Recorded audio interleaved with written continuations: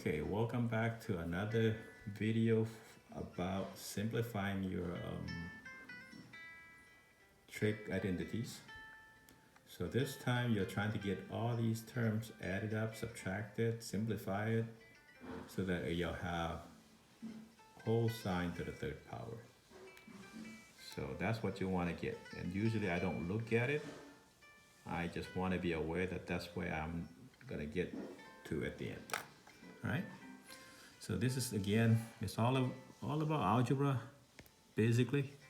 You can factor the cosine out of that whole chunk. So this is the whole side. Okay? So if you look at it, there's a cosine here times 1. There should be a 1 here somewhere, invisible 1. Pick yellow color here. Okay? So you can factor the cosine outside. So when you factor your cosine of x out of that whole thing, it looks like this. So now your 1 has a real place, because if you multiply it back in, you want to keep your cosine of x.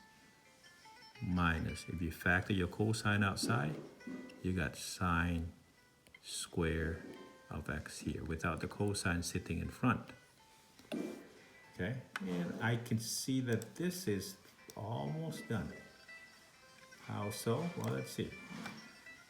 Remember I was telling you guys earlier when we did the Pythagorean theorem and wrote them in trig format?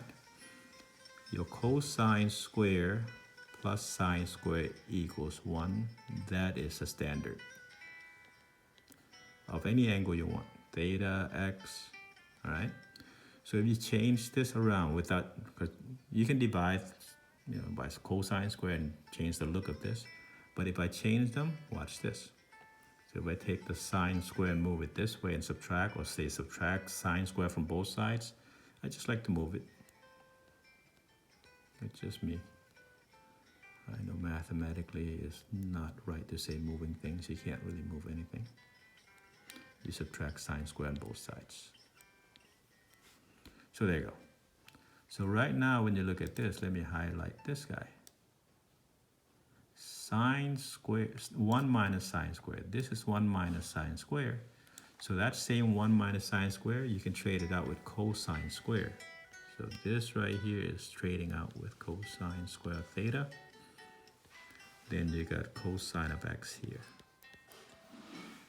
All right. So now you got cosine times cosine squared. You'll get cosine cube over theta. So that should match with what you had.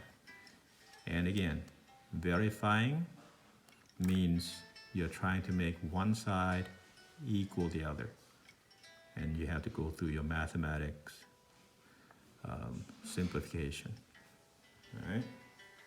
So that's the end of my other video. So I got some short ones here.